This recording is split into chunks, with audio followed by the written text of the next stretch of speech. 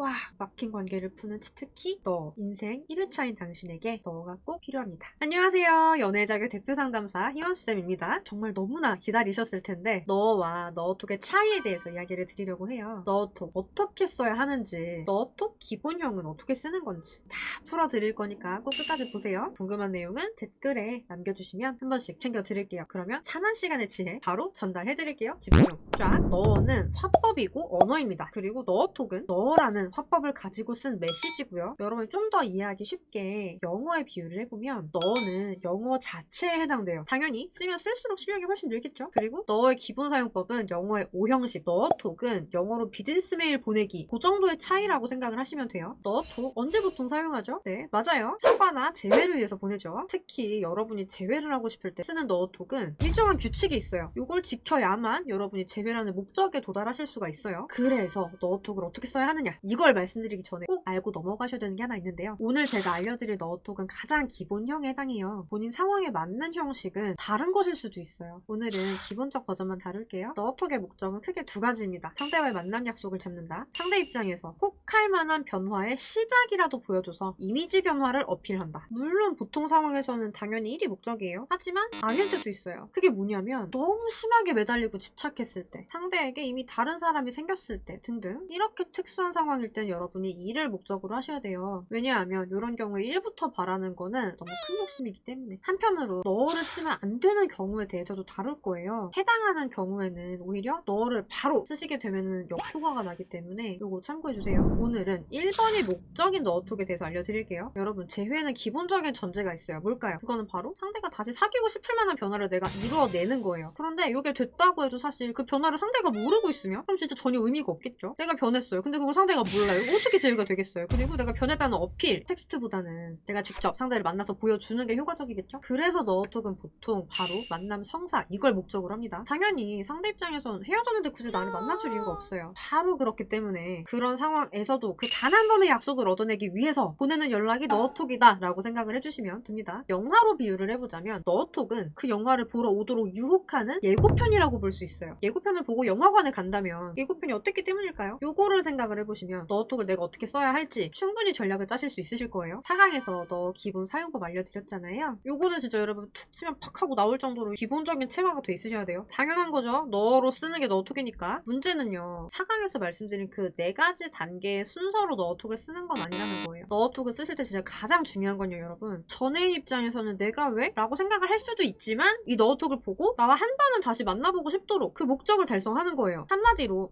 내가 알던 그 사람이 맞나? 뭐지? 이런 생각을 심어주는 거죠. 그래야 확인은 해봐야겠다 이러고 나오겠죠. 너톡에서 가장 중요한 첫 번째, 상대의 카톡 미리 보기 창에 뜨는 첫 번째 문장입니다. 왜? 유튜브라고 하면 그게 썸네일이니까요. 보게 만들어야죠. 문제는요, 여러분, 내용이 500자가 넘어가잖아요. 그럼 전체 보기로 떠요. 그러지 않도록 여러분이 말풍선을 나눠주셔야 되는데 말풍선은 총 3개까지만 가능해요. 4개부터는 이제 숫자만으로 질리게 보일 수 있어요. 그러면 안 읽겠죠. 그래서 총 글자 수는 1500자 이내로 전체 보기는 나오지 않게 쓰는 겁니다. 이렇게 되면 여러분, 상대방의 미리 보기 창에 뜨는 내용은 곧 마지막 말풍선의 첫 번째 문장이 되겠죠. 이거 꼭 기억해주세요. 마지막 말풍선의 첫 번째 문장이에요. 꿀팁은요, 이게 상대의 눈에는 어떻게 보일지 확인하는 방법이 있어요. 나에게 보내기 기능이 있죠. 내가 보낼 내용 어떻게 보이는지 체크 꼭 해보시고요. 요 미리 보기 창 어그로가 진짜 정말 너무나 중요합니다, 여러분. 공을 많이 들여주시고요. 너톡에서 가장 중요한 두 번째, 뻔한 말은 금지. 미안해, 내가 잘못했어, 이런 말은 어떨까요? 너무 뻔하죠? 상대 입장에서는 용서를 강요당하는 느낌이에요. 관계를 이어나가고 싶지도 않고 굳이 용서를 하고 싶지도 않은데 뒷내용도 뻔하죠. 답장하기도 귀찮고 이걸 읽는다고 뭐 바뀔 게 있을까요? 없죠. 그러니까 안 읽고 싶어져요. 그런데요, 너도 많이 답답했지, 이렇게 시작하면 어때요? 요거는 피식 포인트가 될 수 있어요. 아 뭐야, 알긴 안 해, 이런 생각이 든다는 거죠. 그러면 얼마나 아는지 좀 더 읽어보고 싶을 수도 있어요. 그래서 정말 상대 입장에서는 너무나 클릭할 수밖에 없는 그런 어그로를 미리 보기 창에서 꼭 끌어보셔야 돼요. 이런 것도 써보실 수 있어요. 이 성격에 이것도 아마 안 읽겠지만 한 번 아니라면 무조건 아닌 그런 단호한 스타일 있죠. 그런 분들은 이런 걸 쓰면 또 읽어요. 한번 참고해주세요. 너톡에서 가장 중요한 세 번째, 기본 전체 내용. 정말 이거는 상황별로 사실 들어가야 돼가지고 내용이 하나하나 너무 달라요. 별로만 말씀드릴게요. 예전에 나는 네가 헤어질 만한 사람이었지만 지금의 나는 놓치면 후회할 만한 사람이다 라는 거를 간접적으로 하지만 정말 확실하게 어필을 하셔야 돼요. 당연히 이게 되려면은 상대의 소구점 파악돼 있어야겠죠. 그리고 상대가 절대 놓치고 싶지 않을 만한 그런 사람의 대표적 특성, 수준, 요거에 대해서도 여러분이 정말 충분하게 파악을 해주셔야 돼요. 바로 요걸 바탕으로 여러분이 기본 내용을 작성을 해주셔야 돼요. 예를 들어서 상대는 정말 내후년엔 결혼을 하고 싶어요. 근데 나는 결혼 준비는커녕 상대한테 상의 한 번 없이 다니던 직장도 마음대로 막 퇴사를 해버리고 갑자기 모은 돈도 없고 심지어 거기다가 내가 창업을 하겠다고 방황 중이에요. 그래서 헤어졌어요. 거기다 대고 내가 잘못했어 미안해 내년에 우리가 어떻게든 결혼할 수 있게 내가 노력을 해볼게 제외가 되겠습니까? 요거 가지고는 안 된다는 거예요. 여러분 이런 사람이 있을 수 있어요. 똑같이 내년에는 결혼하고 싶다는 니즈도 있고 바로 결혼 준비도 돌입할 준비가 돼 있고 그런 사람이 상대한테 생겨버리면 어떡해요. 그럼 나는 낙동강 오리알 되는 거예요. 나를 가장 오징어처럼 보이게 만들 최악의 경쟁자를 먼저 상정을 하시고 내가 그 최악의 경쟁자보다 절대적으로 괜찮은 배우작감으로 보이게 만들려면 어떻게 해야 되나 요걸 고민을 하셔야 돼요. 저라면요 너톡부터 쓰기 전에 전에 다니던 회사에라도 먼저 연락을 하든가 재입사를 하든가 아니면 이직을 빠르게 알아볼 거예요. 그래야 너톡에 소구점 맞춰서 쓸 내용이 하나라도 더 생기죠. 너톡에서 가장 중요한 네 번째, 그 사람이 수락할 만한 제안. 너톡의 1번 목적이 만나는 거죠. 마지막 제안은 당연히 그 한 번 보는 거에 대한 내용일 수밖에 없어요. 그래서 반드시 명분이나 용건이 들어가야 됩니다. 우리가 사귈 때야 그냥 보자고 하면 나오겠죠. 근데 지금은 아니잖아요. 그 사람이 환장할 만한 뭐 맛있는 거라든지 그 사람만이 도와줄 수 있는 어떤 부탁이라든지 그럴듯한 명분이 있어야 내가 왜? 라는 질문을 여러분이 피해갈 수가 있어요. 그리고 정말 중요한 거 여러분 재촉을 절대 하면 안 돼요. 이번 주에 시간 돼? 이번 주 주말에 볼 수 있을까? 이런 내용도 재촉이에요. 나야 당연히 급하죠. 근데 상대는 급할 게 뭐가 있겠어요. 안 봐도 그만인데. 이런 부분이 있다면 반드시 빼버리셔야 된다. 너톡에서 가장 중요한 다섯 번째, 의문형의 마지막 문장. 굳이 만나서 확인을 해보고 싶은 나의 변화를 너톡에 잘 담았고 미리 보기 전 어그로도 잘 끌었고 그렇다 해도 그게 끝이 아니에요. 마지막에 꼭 해야 되는 건 상대가 대답하기 쉬울 만한 간단한 질문형의 문장으로 마무리를 하는 거예요. 왜냐하면 시간이 지나면 지날수록 내 어떤 요청에 대한 응답들이 떨어질 수밖에 없거든요.